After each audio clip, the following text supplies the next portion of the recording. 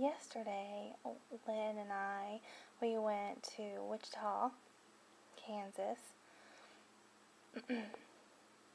and we took off and we're driving, and the wind is blowing, and then it kind of settled down a little bit, and the land, there were mountains, and there was just a lot of just beautiful landscape, and we were driving and just took off, and I had my head against the window in the car, and I was just resting my head against the window watching the telephone poles go by as they went by, and the lanes on the highway changed from 2-lane to 4-lane to 2-lane to 4-lane, and I was just relaxing, and I started to fall asleep, and just as I closed my eyes, we were flying by cars, and all of a sudden, Lynn slammed on the brakes, and he told me to look out the window.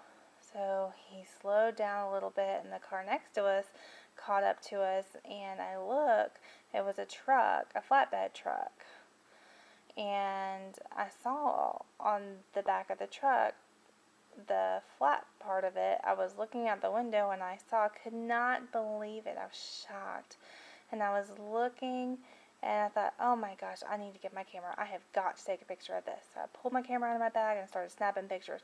And I pulled my window down, and the wind was blowing in my face, but I took as many pictures as I possibly could. And I'm just staring at this truck, and I was just shocked. I started to think about the people who are involved with taxidermy and collect, different heads of animals like deers and polar bears like a trophy and hang them on their walls. All these different kinds. I started thinking about that as I was looking at this. And, I thought, gosh, wow, the hunter has just captured this animal and has cut off the head. And it was an antelope. It wasn't a deer. It's different. It's an antelope. And it had, like horns, just like a deer does, but coming out of his head. And as we came up on the truck, I thought the back of the truck was weighed down. This body was really heavy. And each part of the body, the half of the body was standing up. It was like the body was divided in half and it was standing up, and then the head was coming out from the body, like the antelope was standing up riding on the back of the truck. And I just could not believe my eyes.